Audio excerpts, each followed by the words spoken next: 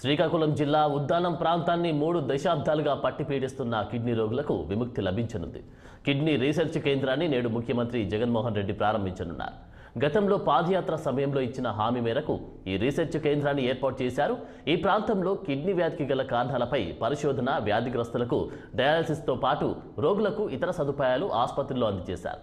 ఇక 200 పడక ఆసుపత్రిలో అత్యాధునిక పరికరాలతో పాటు నిష్ణాతులైన వైద్యులు చికిత్స అందిస్తారన్నారు.